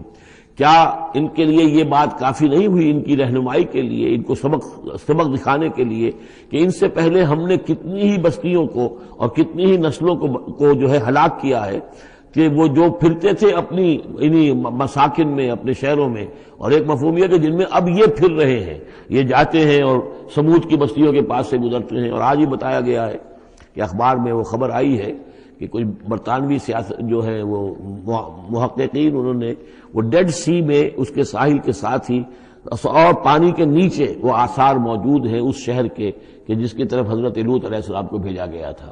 تو خبر میں یہ ہے کہ قرآن اور تورات کی جو بات ہے اس کی تصدیق ہو گئی ہے، لیکن وہ بستی جو ہے میرا گمان یہی تھا کہ وہ جو ہے اصل میں سمندر کے اندر آ چکی ہے، اور شاید اسی لیے ڈیڈ سی اس کا نام ہو کہ پورے شہر جو ہیں بڑے ہوئے وہ اس کے اندر دھنس گئے ہیں، اور گویا کہ سب کے سب اسی کے اندر جو ہے ان کی قبر بن گئی ہے، وہ پانی کی قبر کے اندر وہ دفن ہوئے ہیں. بہرحال یہ تمام چیزیں جو ہے تم پھرتے ہو، آتے ہو، جاتے ہو، انہی لوگوں کے مساکن کے اندر تم پھر رہے ہو. ان فی ذلک لآیات فلا یسمعون. اس میں یقیناً نشانیاں ہیں، تو کیا تم عقل سے کام نہیں لیتے، سنتے نہیں ہو؟ اولم یروا انا نسوق الماء الی الارض الجرز. کیا انہوں نے دیکھا نہیں کہ ہم پانی کو ہانک کر لے جاتے ہیں ایک ایسی زمین کی طرف جو چٹیل پڑی ہے، بے آب و گیا ہے. فنخرج به زرعا تاکل منه انعامهم وانفسهم. پھر ہم اس کے ذریعے سے اس پانی میں کھیتی اگا دیتے ہیں کہ جس میں سے کھاتے ہیں ان کے مویشی بھی اور خود یہ بھی. افلا یبصرون. تو کیا یہ دیکھتے نہیں ہیں؟ وَيَقُولُونَ مَتَىٰ هَٰذَا الْفَتْحُ إِن كُنتُمْ صَادِقِينَ. اور وہ یہ کہتے ہیں کب ہوگا یہ فیصلہ، اگر تم سچے ہو تو بتاؤ اے مسلمانوں، یہ قیامت یا عذاب یہ کب آئے گا؟ قُلْ يَوْمَ الْفَتْحِ لَا يَنفَعُ الَّذِينَ كَفَرُوا إِيمَانُهُمْ. کہہ دیجئے وہ جو فیصلے کا دن ہوگا پھر اس دن کافروں کا ایمان لانا ان کے لیے ہرگز مفید نہیں ہوگا. ایمان لانا غیب میں اب، جبکہ وہ حقائق جو ہیں وہ غیب کے پردے میں چھپے ہوئے ہیں، تب وہ مفید ہے. لیکن جب فیصلہ ہو جائے گا اور جب تمام حقائق جو ہیں وہ نگاہوں کے سامنے آ جائیں گے، یوم الفتح لا ينفع الذین کفروا ایمانہم ولا هم ينظرون. اور پھر انہیں کوئی مہلت نہیں ملے گی کہ اب وہ کوئی توبہ کر لیں یا کوئی اپنی اصلاح کر لیں. فاعرض عنہم. تو اے نبی آپ ان سے اعراض فرمائیے، ان سے درگزر کیجئے، ان کی باتوں پر زیادہ نہ جائیے. منتظر انہم منتظرون. آپ بھی انتظار کیجئے اور یہ بھی انتظار کر رہے ہیں. اب اس کے بعد آ گئی ہے سورہ احزاب. 8 سورتیں مکی اب ختم ہو گئی. سورۃ الفرقان، سورۃ الشعراء، سورۃ النمل، سورۃ القصص، پھر سورۃ العنکبوت، سورۃ الروم، سورۃ لقمان اور سورۃ السجدہ. اب یہ سورت ہے واحد، اور یہ نوٹ کر لیجئے اچھی طرح، اس کا جوڑا ہے سورہ نور کے جو ہم پڑھ چکے ہیں. پہلے 14 سورتوں کے بعد ایک سورت آئی مدنی، سورہ نور. اب 8 مکی صورتوں کے بعد ایک سورت آئی ہے، یہ سورہ احزاب. اور اتنی گہری مناسبت ان کے مضامین میں، معاشرتی احکام، زمانہ نزول کے اعتبار سے یہ 1 سال پہلے نازل ہوئی ہے سورہ نور سے. یہ سن 5 زمانہ نزول ہے، وہ سن 6 زمانہ نزول ہے. چنانچہ جو معاشرتی احکام آئے ہیں ان میں بھی آپ کو یہ ترتیب ملے گی کہ پردے کے ابتدائی احکام اس صورت میں آئے ہیں. اور پردے کے ابتدائی احکام سے مراد کیا ہے؟ گھر سے باہر نکلتے ہوئے عورت کو کیا کرنا ہے، مسلمان عورت کو کیا کرنا ہے، گھر سے باہر کا پردہ کیا ہے. لیکن گھر کے اندر جو پردہ ہے، سطر ہے اس کا ذکر جو ہے وہ یہ سورہ نور کے اندر تھا جو ہم پڑھ چکے ہیں. اس کے محرم کون کون ہیں، گھر میں کون آ سکتا ہے، باقی سب جو ہے نامحرم. وہ گھروں میں ہمارا جو نظام بنا تھا کہ بیٹھک باہر ہوتی تھی، جو بھی مہمان آیا ہے، کوئی آیا باہر ٹھہرے گا، اندر نہیں جائے گا. باہر کا ایک مردانہ حصہ ہے مکان کا، پھر وہ ایک ڈیوڑی ہوتی تھی، ڈیوڑی میں سے اندر پھر زنانہ ہے. خواتین آئیں گی تو اندر جائیں گی، باقی مرد جو ہے وہ باہر ٹھہریں گے، اندر نہیں جائیں گے. ہمارے یہاں کی وہ مکس جو ہے وہ معاشرت نہیں تھی، مخلوط معاشرت نہیں تھی. تو اس میں یہ ہے کہ جو نامحرم ہے وہ وہاں رہیں گے، باہر بیٹھک میں بیٹھیں گے، اور جو محرم ہے وہ اندر جا سکتا ہے. اس جو گھر کی خاتون ہے، خاتون خانہ ہے، اس کا بھائی ہے، اس کا بھتیجا ہے، اس کا بھانجا ہے، اس کے والد ہیں، اس کا چچا ہے، وہ ہے، ٹھیک ہے، وہ محرم ہے، وہ گھر کے اندر جا سکتے. یہ سارے احکام اس میں دیے گئے. سورہ نور کا اور سورہ احزاب کا ایک فرق یہ ہے کہ سورہ احزاب میں اگرچہ جنگ کے معاملے میں کچھ تذکرہ تو ہے، لیکن کسی جنگ کا وہاں پر ذکر موجود نہیں ہے۔ خلافت قائم کرنے کا معاملہ ہے، وہ آیا ہے کہ خلافت اب قائم ہوگی، لیکن خلافت کے قیام کے لیے جو اصل ٹرننگ پوائنٹ تھا وہ جنگ احزاب تھی، غزوہ احزاب، اس کا ذکر جو ہے وہ سورہ احزاب میں ہے۔ تو اس طریقے سے یہ دونوں صورتیں باہم بہت ہی ایک دوسرے سے مشابہ ہیں، اور جیسا کہ میں نے عرض کیا تھا آیت نمبر 35 وہاں کی عظیم ترین آیت ہے، اللہ نور السماوات والارض مثل نورہ کمشکات فیہا مصباح المصباح فی زجاجہ، یہ جو آیت ہے پوری وہ عظیم ترین آیت ہے ایمان کی حقیقت پر۔ اور ٹھیک 35ویں آیت اس صورت کے اندر ہے کہ جب وہ ایمان حقیقی دل میں پیدا ہو جاتا ہے تو انسان کی شخصیت میں کیا اوصاف پیدا ہوتے ہیں، وہ 10 اوصاف مردوں اور عورتوں کے ذمن میں دوہرا کر آئے ہیں، وہ اس سورہ مبارکہ میں نمبر 35 آیت وہی ہے۔ اس میں ایک خاص بات نوٹ کیجئے کہ اگرچہ اس کے جو 2 رکوع ہیں، دوسرا اور تیسرا، وہ ایک ہے اپنے مضمون میں، اور اس کے اندر غزوہ احزاب کا تذکرہ ہے۔ پہلا رکوع جو ہے وہ پھر چوتھے کے ساتھ جا کر ملے گا، جیسے کہ ہم نے دیکھا تھا سورہ توبہ کے اندر بھی کہ پہلا رکوع پھر چوتھے کے ساتھ جا کر ملتا تھا، اس کے مضامین جو ہے اس کے ساتھ ملتے تھے۔ درمیان میں جو ہے 2 رکوع آ گئے تھے کہ جو 1 سال پہلے نازل ہوئے، جو کہ یعنی فتح مکہ سے پہلے نازل ہوئے، لیکن اس کے بعد وہ جو نازل ہوئے ہیں سن 9 کے اندر، اس کے اندر جو ہے وہ پہلا رکوع کی 6 آیات اور اس کے بعد پھر چوتھا اور 5واں رکوع ہے۔ بالکل وہی آپ کو ترتیب یہاں ملے گی، اس لیے کہ قرآن کا اسلوب یہ ہے کہ خاص جو موضوع ہوتا ہے کسی سورت کا، اس سے متعلق آیات کو پہلے نکال کر رکھ دیتے ہیں۔ جیسے سورہ انفال میں بھی ہم نے دیکھا یسألونک عن الانفال قل الانفال للہ والرسول، اگرچہ وہاں پھر بات کو چھوڑ دیا گیا، پھر جا کر وہ سورت کے وسط میں مضمون آ رہا ہے۔ اس میں ایک خاص جو مضمون آیا ہے وہ یہ ہے کہ حضور صلی اللہ علیہ وسلم نے جو شادی کی حضرت زینب سے رضی اللہ تعالی عنہ، حالانکہ حضرت زینب جو ہے اس سے پہلے حضور ہی کی فرمائش پر ان کی شادی کی گئی تھی حضرت زید ابن حارثہ سے۔ زید ابن حارثہ رضی اللہ تعالی عنہ حضور کے غلام تھے، اور حضور نے انہیں آزاد کر کے اپنا بیٹا بنا لیا تھا، تو محبت بہت تھی حضور کو حضرت زید ابن حارثہ سے۔ لیکن یہ ہے کہ ایک تو منہ بولا بیٹے کی کا قرآن میں نفی آ گئی کہ منہ بولے بیٹے کی کوئی حیثیت نہیں ہے، اسلام میں اس کی کوئی قانونی اور شریعت کے اندر اس کا کوئی مقام نہیں، بیٹا تو وہی ہے کہ جو آپ کے صلب سے ہے۔ دوسرے یہ کہ اب منہ بولے بیٹے کی بیوی جب حضرت زید نے طلاق دی تو آیا منہ بولے بیٹے کی بیوی سے کوئی شخص جو ہے وہ نکاح کر سکتا ہے؟ کیا وہ محرمات ابدیہ میں سے ہے؟ تو عرب میں رواج یہ تھا کہ چونکہ وہ منہ بولے بیٹے کو بھی سمجھتے تھے کہ جیسے اصلی بیٹا ہے، تو جیسے یہ کہ جو سلبی بیٹا ہے اس کی بیوی سے اگر اس نے طلاق دے دی ہو یا فرض کیجئے بیٹا فوت ہو گیا ہو، تب بھی یہ ہے کہ اس کی جو بیوی ہے بیوہ ہے یا مطلقہ ہے اس سے وہ شخص شادی نہیں کر سکتا، شوہر جو فوت ہو گیا ہے یا جس نے طلاق دی اس کا باپ۔ تو یہاں پر اس پہ بڑا طوفان اٹھا، بلکہ یہ کہ حضور کو خود اندیشہ تھا۔ حضور نے ایک طرح سے کہہ کے بہت کہہ سن کر حضرت زینب کو آمادہ کیا تھا کہ وہ شادی کر لیں۔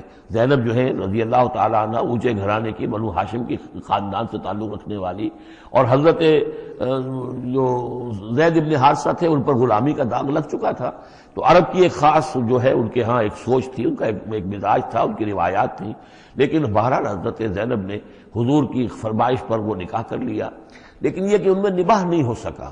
حضرت زینب انہیں ذہناً قبول نہیں کر سکی کہ یہ میرے برابر کا ہے یا میری اس کی حیثیت جو ہے وہ واقعی ایسی ہے، یعنی شوہر کو جس طرح آنکھوں پر بٹھانا چاہیے، شوہر سے جس طریقے سے اس کا ادب ہونا چاہیے وہ نہیں کر سکی حضرت زینب۔ لہذا حضرت زید ابن حارثہ جو ہے متواتر کہتے رہتے تھے کہ حضور ہمارا معاملہ ٹھیک نہیں چل رہا ہے، مجھے اجازت دیجیے کہ میں ان کو طلاق دے دوں۔ حضور روکتے تھے کہ ایک تو میں نے اس کو کہہ سن کر شادی کروائی، وہ تو اس کے لیے آمادہ بھی نہیں تھی، نہ گھر والے آمادہ تھے، لیکن میرے کہنے سے شادی کر لی انہوں نے، اب یہ طلاق دیں گے تو طلاق کا داغ لگے گا ان کے اوپر اور صدمہ ہوگا، تو حضور روکتے رہے۔ لیکن شاید یہ بھی دل میں آپ کے خیال تھا کہ اگر خدا نہ خواستہ زید نے طلاق دے ہی دی تو پھر زینب کی دل جوئی اس کے بغیر ممکن نہیں ہوگی کہ میں خود پھر ان سے شادی کروں، لیکن میں کیسے شادی کروں گا جبکہ میں نے تو زید کو اپنا منہ بولا بیٹا بھی کہا تھا، تو اس حوالے سے تو اسکینڈل بن جائے گا، اور پورے لوگ جو ہیں دشمن تو موجود ہیں، مارے آستین منافقین بھی موجود تھے، وہ اس کو ایک ایشو بنا لیں گے میرے خلاف۔ یہ ہے پس منظر جو پہلے رکوع میں آ رہا ہے۔ یا ایھا النبی اتق اللہ، اے نبی اللہ کا تقوی اختیار کیجئے، ولا تطع الکافرین والمنافقین، اور کافروں اور منافقوں کی باتیں نہ مانیے۔ میں آپ کو اطاعت امر صرف حکم دینے کو نہیں کہتے بلکہ مشورے کو بھی کہتے ہیں، اور اطاعت صرف کسی کا حکم ماننے کو نہیں کہتے، کسی کی بات کو وزن دینا، توجہ سے سننا، یہ بھی اس میں شامل ہے۔ وَلَا تُطِعِ الْكَافِرِينَ وَالْمُنَافِقِينَ، آپ ان کافروں اور منافقین کی بات کا دھیان نہ کریں۔ ان اللہ کان علیما حکیما، یقیناً اللہ تعالی علیم ہے اور حکیم ہے۔ وَاتَّبِعْ مَا یوحیٰ الیک من ربک، اور پیروی کیجئے اس کی کہ جو آپ کی طرف، آپ کے رب کی طرف سے وحی کی جا رہی ہے۔ ان اللہ کان بما تعملون خبیرا، اور جو کچھ تم کرتے ہو اللہ اس سے واقف ہے۔ وتوکل علی اللہ، اور اللہ پر توکل کیجئے۔ وکفیٰ باللہ وکیلا، اور اللہ ہے کافی ہے آپ کے توکل کے لیے، آپ کے لیے سہارا۔ یعنی یہ کہ آپ لوگوں کی جو پروپیگنڈا ہوگا اس کا اندیشہ ہے آپ کو، اس کا بالکل دھیان نہ کیجئے۔ ما جعل اللہ لرجل من قلبین فی جوفہ، اللہ تعالیٰ نے کسی انسان کے دل میں دو دل نہیں رکھے، کسی کے سینے میں، کسی کے پیٹ میں، یہاں پہ جوف جو ہے خالی جگہ کو کہتے ہیں، تو سینے کے اندر، کیونکہ یہ کیویٹی کہلاتی ہے، چیسٹ کیویٹی، اور پھر دوسری جو ہے ایبڈومینل کیویٹی ہے، تو اس میں دو دل نہیں رکھے ہیں، مگر دل ایک ہی ہوتا ہے۔ اسی طریقے سے گویا کہ بات کہی جا رہی ہے، کہنے کو تو ہم کہہ دیتے ہیں کہ دل جو ہے اور ہمارے دل یکجا ہو گئے ہیں، دل سے دل مل گیا، رہتا تو دل ہی رہتا، ایک ہی رہتا ہے انسان کا اپنا دل۔ لیکن اسی طریقے سے کسی شخص کی دو مائیں نہیں ہوتی، ماں تو وہی ہوتی ہے جس نے اس کو جنا ہے، اور کسی شخص کا بیٹا جو ہے، بیٹا وہی ہوتا ہے جو اس کی صلب سے پیدا ہوا ہو۔ باقی یہ ہے کہ منہ بولا بیٹا جو وہ بیٹا نہیں بن جاتا۔ وما جعل ازواجکم اللہ، اور نہیں اللہ نے بنایا ہے تمہاری ان بیویوں کو، اللہ تظاہرون منہن، کہ جن سے تم زہار کر بیٹھتے ہو۔ یہ زہار کا مضمون سورہ مجادلہ میں آئے گا۔ عربوں میں روایت یہ تھا کہ بہت ناراض ہو گئے، بیوی سے کہہ دیا تم تو میری ماں کی طرح ہو، گویا کہ اب یہ ہمیشہ کے لیے حرام ہو گئی۔ طلاق مغلظ کا بھی مغلظ در مغلظ طلاق ہو گئی، اب وہ کسی طرح بھی اس کے لیے اس سے کوئی تعلق رکھنا جائز نہیں ہے۔ تو یہ زہار جو ہے ماں بنا دیا، کہہ دیا کہ ماں بن گئی تو گویا کہ ماں بن گئی، لیکن اللہ تعالیٰ کے ہاں وہ ماں نہیں بنتی، ماں تو وہی ہے، جیسے کہ فرمایا وما جعل ازواجکم اللہ تظاہرون منہ امہاتہم، جن سے تم زہار کر بیٹھتے ہو، جنہیں تم یہ کہتے ہو کہ تم میری ماں کے مانند یا ماں کی پیٹھ کے مانند ہو میرے لیے، تو وہ اللہ تمہاری مائیں نہیں بن جاتی۔ وما جعل ادعیاکم ابناءکم، نہ تمہارے منہ بولو بیٹوں کو اللہ تعالیٰ نے بیٹا بنایا ہے۔ ذالکم قولکم بافواہکم، یہ تو تمہاری منہ کی باتیں ہیں، منہ سے تم نے وہ جملہ کہہ دیا، تم تو میری ماں کی مانند ہو یا ماں کی پیٹھ کے مانند ہو، اور اسی طریقے سے کہہ دیا تم میرے بیٹے ہو، بیٹا تو وہی ہوگا۔ واللہ یقول الحق، اللہ تعالیٰ حق فرما رہا ہے، وہو یہدی السبیل، اور وہی سیدھے راستے کی طرف ہدایت دینے والا ہے۔ ادعوہم لآبائہم، لوگوں کو پکارا کرو ان کے باپوں کے ساتھ، باپوں کے نام کے ساتھ، چنانچہ یہ حکم ہے۔ اگر آپ نے کسی کو لے لیا ہے، کوئی اپنے بھتیجے کو، بھانجے کو، آپ کے ہاں اولاد نہیں ہے، تو بہت سے مسائل آ جاتے ہیں، لوگ کہتے ہیں کہ میں اپنا نام لکھوا دوں اس کے باپ کی جگہ تاکہ اس کو پتہ نہ چلے، چھوٹے سے بچے کو لے آئے تو اب وہ کیا کہے گا کہ یہ میرے اصل والدین نہیں ہیں، میرے والدین تو وہ تھے، بڑا ہو کر معلوم ہوگا۔ تو ایک یہی سمجھیے کہ سائیکولوجیکل شوق جو پہنچتا ہے، اس سے بچانے کے لیے بعض لوگ سوچتے ہیں کہ ہم اپنا ہی نام درج کروا دیں وہاں پر اور اس کا نام ولدیت اسی کی، لیکن نہیں، یہ حرام مطلق ہے۔ قرآن مجید کا یہ صاف حکم ہے، قول یہ ادعوہم لآبائہم، ان کو پکارو ان کے نام، ان کے باپوں کے نام کے حوالے سے۔ اسی لیے پہلے حضرت زید کو لوگ کہتے تھے زید ابن محمد، اس لیے کہ حضور نے انہیں اپنا بنایا ہوا تھا متبنہ اور منہ بولا بیٹا۔ یہ آیتیں جب نازل ہوئی تو پھر اب وہ رہ گئے زید ابن حارثہ، دوبارہ وہ زید ابن محمد اب نہیں رہے۔ ادعوہم لآبائہم هو اقسط عند اللہ، یہی زیادہ مبنی بر انصاف ہے اللہ کے نزدیک۔ فإن لم تعلموا آباءهم فإخوانكم في الدين، اور اگر تم جانتے نہیں ان کے باپ کو، کہیں کوئی بچہ جو ہے، چھوٹا سا بچہ کہیں مل گیا ہے، معلوم نہیں، نہ اس کو ہوش تھا، ایسا ہوا ہے پارٹیشن کے وقت بہت ہوا ہے، پوری گاڑی جو ہے آ رہی تھی، سب کے سب جو ہے وہ قتل کر دیے گئے، کوئی بچہ کہیں پر زندہ مل گیا ہے، اور ایسے لوگ، ان سے ملاقات بھی ہوئی ہے ایک صاحب سے لاہور میں، اب ان کو کسی نے لے کر پال لیا ہے، ٹھیک ہے، لیکن یہ کہ اگر اب معلوم نہیں کہ ان کے باپ کا نام کیا ہے، کوئی نہیں جانتا، نہیں ہے اگر تم اس کے باپ کا نام نہیں جانتے، فَإِن لَمْ تَعْلَمُوا آبَاءَهُمْ فَإِخْوَانُكُمْ فِي الدِّينِ وَمَوَالِيكُمْ، وہ تمہارے دینی بھائی شمار ہوں گے اور وہ تمہارے رفیق ہیں، تمہارے موالی ہیں۔ وَلَيْسَ عَلَيْكُمْ جُنَاحٌ فِيمَا أَخْطَأْتُمْ بِهِ، لیکن جو کچھ تم سے اب تک کوئی غلطی ہو گئی ہے یا غلطی ہو جائے تو اللہ تعالیٰ تمہیں پکڑے گا نہیں۔ وَلَكِن مَا تَعَمَّدَتْ قُلُوبُكُمْ، لیکن جو بھی کچھ تم اپنے دلوں سے پورے ارادے کے ساتھ کرو گے تو اس پر یقیناً اللہ تعالیٰ جو ہے حساب لے گا۔ وَكَانَ اللَّهُ غَفُورًا رَحِيمًا، اور یقیناً اللہ غفور اور رحیم ہے، بخشنے والا اور مہربان۔ النبی اولیٰ بالمؤمنین من انفسہم، یقیناً نبی جو ہے اہل ایمان کے لیے ان کی اپنی جانوں سے زیادہ محبوب ہونا چاہیے، زیادہ جو ہے حقدار ہے کہ وہ اپنی جانوں سے زیادہ حضور کی جان کی فکر کریں، حضور کی جان سے محبت رکھیں۔ وَأَزْوَاجُهُ أُمَّهَاتُهُمْ، اس میں یہ ہے کہ یہاں پر یوں سمجھیے کہ گویا کہ محذوف یہ ہے کہ وَهُوَ أَبٌ لَهُمْ، یعنی حضور جو ہے، رسول جو ہے وہ ان کے لیے بمنزلہ باپ ہے۔ اس کے لیے ایک حدیث بھی موجود ہے کہ میرا مقام تم سب کے والد کی حیثیت سے، جیسے کہ فرمایا گیا ازواجہ امہاتہم، ابھی آ رہا ہے کہ اس کی جو بیویاں ہیں نبی کی وہ تمام مسلمانوں کی مائیں ہیں۔ اسی لیے ہم ام المومنین حضرت عائشہ، ام المومنین حضرت خدیجہ الکبریٰ، ام المومنین حضرت صفیہ، تو یہ تمام جو ہے صفیہ ہیں، تو یہ سب کی سب جو ہے ام المومنین ہیں۔ تو النبی اولا بالمومنین من انفسہم وہو اب لہم، ان کے لیے باپ کے درجے میں ہے۔ بلکہ یہ کہ یہ بعض جو ابتدائی قاری تھے وہ تو اس کے ساتھ پڑھتے بھی تھے اس کو، وازواجہ امہاتہم، اور اس کی بیویاں جو ہے وہ ان کی ماؤں کا درجہ رکھتی ہیں۔ وَأُولُو الْأَرْحَامِ بَعْضُهُمْ أَوْلَىٰ بِبَعْضٍ فِي کتاب اللہ۔ باقی یہ ہے کہ جو رحمی رشتے ہیں، جو سگے بہن بھائی ہیں، رحمی جن کے رشتے ہیں، وہ اللہ کی کتاب میں، شریعت میں وہ ایک دوسرے سے قریب تر ہیں۔ یہ الفاظ آ چکے ہیں سورہ انفال کی بھی آخری آیت کہ جو اپنے بھائیوں کے ساتھ جو بھی بھلا سلوک کرو۔ انصاری اور مہاجر بھائی بن گئے تھے، انہوں نے اپنی زندگی میں اپنے گھر تقسیم کر دیے یا اپنی دکانیں تقسیم کر دی، وہ ٹھیک ہے۔ زندگی میں جو بھی تم چاہو، الا ان تفعلوا الی اولیاءکم، تم اپنے بندوں کے ساتھ جو خیر بھی کرنا چاہو اپنے بھائیوں اور دوستوں کے ساتھ کرو، لیکن وراثت میں ظاہر بات ہے منہ بولے بھائی کا کوئی حصہ نہیں، منہ بولا بیٹے کا کوئی حصہ نہیں۔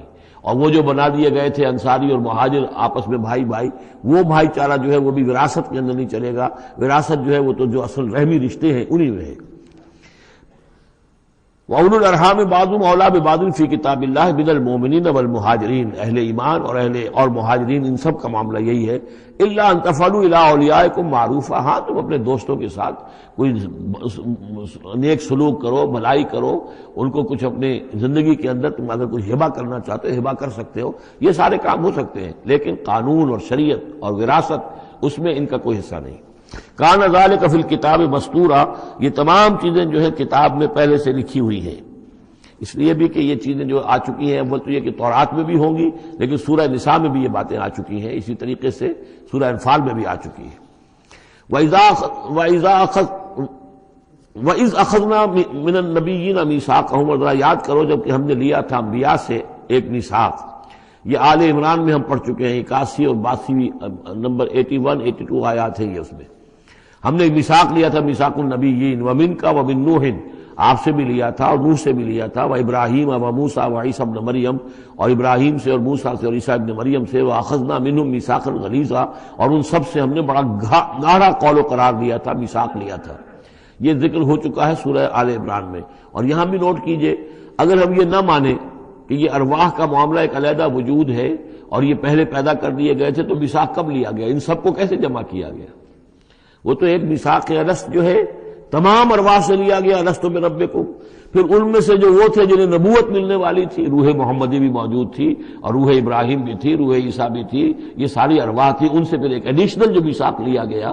وہ ظاہر بات ہے کہ جب تک کہ آپ روحانی وجود کا علیحدہ سے ہونا اس کو تسلیم نہیں کرتے، تو قرآن مجید کے یہ سارے مضامین جو ہیں پھر کہیں گے استعارہ ہے، تو استعارہ رہ جائے گا، پھر کوئی حقیقت ثابت نہیں رہے گی۔ لِيَسْأَلَ الصَّادِقِينَ عَنْ صِدْقِهِمْ، تاکہ اللہ تعالیٰ پوچھ لے سچوں سے ان کے سچ کے بارے میں، اور گویا کہ آگے محذوف ہے وَالْكَاذِبِينَ مِنْ كِذْبِهِمْ، اور جو جھوٹے ہیں ان سے ان کے جھوٹ کے بارے میں سوال کر لے، تاکہ اللہ تعالیٰ پوری طرح پوچھ گچھ کر لے سچوں سے ان کے سچ کے بارے میں۔ وَعَدَّ لِلْكَافِرِينَ عَذَابًا أَلِيمًا، اور یقیناً اس نے کافروں کے لیے ایک بہت دردناک عذاب تیار کیا ہوا ہے۔ یہ پہلا رکوع یہاں پر ختم ہو گیا، یہ 8 آیات کا ہے۔ اس کے بعد اب یہ مضمون چلے گا 2 رکوعوں کے بعد چل کر، دوسرے تیسرے کے بعد چوتھے رکوع کے ساتھ۔ ابھی یہ صرف اس کی تمہید ہے کہ اے نبی آپ ان کافروں کا اور منافقین کا کوئی اسکینڈل بن جائے گا، کوئی یہ ہو جائے گا، کوئی وہ ہو جائے گا، اس کو اپنے ذہن سے بالکل نکال دیجئے۔ جو اللہ کا حکم ہے اس کے اوپر عمل کیجئے۔ آپ کے لیے وہ نکاح کرنے میں قطعاً کوئی قباحت نہیں ہے، اور اللہ تعالیٰ نے تو گویا کہ آپ کو حکم دے دیا، اس لیے کہ وہ آ جائے گا کہ ہم نے تو وہ شادی آپ کی کر دی ہے، ہمارے حکم سے یہ حضرت زینب کے ساتھ آپ کا نکاح جو ہے طے پا چکا ہے۔ اس کے بعد 2 رکوع جو ہے ان میں ذکر ہو رہا ہے غزوہ احزاب کا۔ ہمارے پاس چند منٹ ہیں تو غزوہ احزاب کا جو تاریخی پس منظر ہے وہ میں بیان کر دیتا ہوں، باقی اس سے آگے ہم پڑھیں گے انشاءاللہ تعالی کل۔ یہ غزوہ ہوا ہے سن 5 میں، اور اس کے لیے جو ہے بڑا اہتمام ہوا ہے۔ سب سے پہلے تو یہ کہ بنو نذیر جو نکال دیے گئے تھے مدینے سے اور وہ پھر جا کر خیبر وغیرہ میں آباد ہو گئے تھے، اب انہیں مدینے کی یاد آتی تھی، انہیں ستاتی تھی یاد مدینے کی، وہ واپس آنا چاہتے تھے، وہ چاہتے تھے کہ مسلمانوں سے انتقام لے۔ تو انہوں نے پھر یہ ہے، اور اس میں خاص طور پر وہ ابو عامر راہب جس کا تذکرہ ہم پڑھ چکے ہیں سورہ توبہ کے اندر، انہوں نے جو ہے بڑی محنت کر کے ایک طرف قریش کو آمادہ کیا کہ وہ حملہ کریں، دوسری طرف یہ ہے کہ جو نجد کے قبائل تھے غطفان وغیرہ ان کو آمادہ کیا۔ تو یہ ایک گویا سمجھیے کہ متحدہ محاذ بن کر ایک گرینڈ آرمی جو ہے وہ آئی، 12,000 کی فوج، جو عرب میں یوں سمجھیے کہ یہ کوئی انہونی سی بات تھی کہ کوئی اتنی بھی قوت، وہ شمال سے بھی آئے، جنوب سے بھی آئے، اور مغرب سے بھی آئے، مشرق سے بھی آئے۔ اس کا نقشہ تو بعد میں جب ہم پڑھیں گے تو کھل جائے گا۔ اب انہوں نے آ کر گھیر لیا مدینے کو، محاصرہ کر کے پڑ گئے۔ اتنی بڑی فوج حضور کے پاس کل اس وقت جو تعداد بنتی تھی 3,000 کی تھی مدینے کے اندر، جن میں کہ منافقین بھی تھے۔ اور دوسری یہ کہ عقب میں وہ بنو قریظہ بھی موجود تھے، ایک قبیلہ بڑے طاقتور قبیلہ تھا، بڑا قبیلہ تھا، ان کی گڑھیاں تھیں، ان کے قلعے تھے، وہ موجود تھے۔ اب پیچھے وہ موجود ہیں، اندیشہ ہے کہ کہیں وہ غداری کریں، جیسے کہ اس سے پہلے بنو قینقاع نے کی یا بنو نذیر نے کی، اس وقت وہ غداری کریں گے، اور اس کی خبریں بھی مل گئی تھی کہ سلسلہ جنبانی ہو چکا ہے اور باہر سے وہ لشکر آ گیا ہے۔ دو طرف مدینے کے حرات ہیں، چٹانیں ہیں لاوے کی، سیاہ پتھر ہیں اور چکنے ہیں، ان کے اوپر نہ اونٹ چل سکتا ہے اور نہ گھوڑا دوڑ سکتا ہے۔ تو وہ جو حرات ہیں مدینے کے دو طرف، وہ تو گویا کہ ایک اللہ تعالیٰ کی طرف سے ایک نیچرل پروٹیکشن جو ہے مدینہ کو ملی ہوئی ہے۔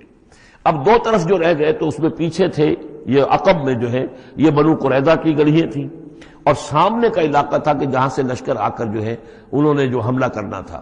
تو پھر حضرت سلمان فارسی کے مشورے پر جب یہ مشورہ کیا حضور نے کہ اب اس طرح کیا کیا جائے، اتنا بڑی فوج آ گئی ہے، تو انہوں نے پھر بتایا کہ ہمارے ہاں یہ ایران میں یہ رواج ہے کہ جب اس طرح کی سچویشن ہو تو کھلے میدان میں جا کر لڑنے کی بجائے ہم خندق کھود لیتے ہیں، تاکہ اس خندق کے اندر سے ہو کر پھر یہ ہے کہ جو بھی چھلانگ مار کے آئے گا خندق میں سے اس کو عبور کر کے آئے گا تو ان کے ساتھ مقابلہ کرنا آسان ہے، ایک ایک کر کے آئیں گے، 10-10 آئیں گے، ایک دم پورا لشکر جو ہے دوڑ کر جو ہے کیولری ان کی جو ہے گھوڑے دوڑا کر تو نہیں آ سکتے۔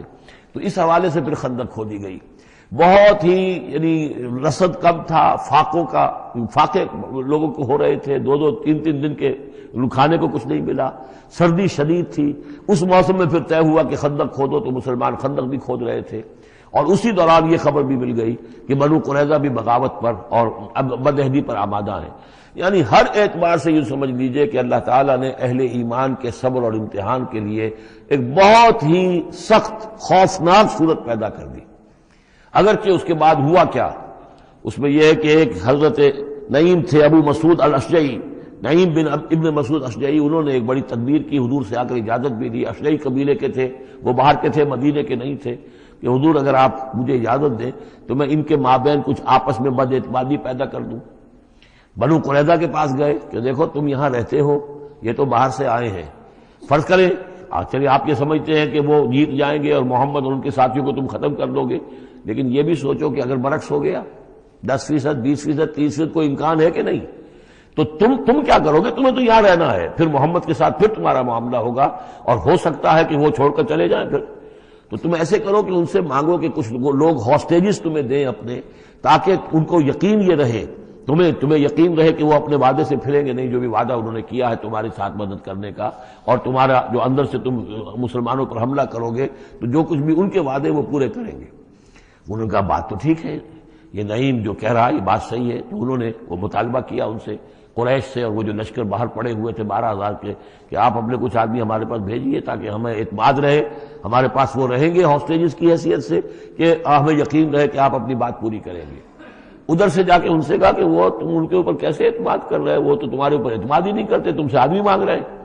اور اس طریقے سے ان کے مابین جو ہے وہ ایک فرکشن پیدا کر دی، بد اعتمادی پیدا کر دی۔ ایک تو یہ تدبیر ہوئی، دوسرے یہ کہ سب سارے امتحان پورا ہو گیا اور دودھ کا دودھ پانی کا پانی جدا ہو گیا، اہل ایمان بھی ثابت ہو گئے، ثابت قدم یہ لوگ ہیں، اور منافقین کا بھی جو خبث باطن تھا ان کی زبانوں پر آ گیا، اور معلوم ہو گیا کہ ان کے دلوں کے اندر نفاق ہے۔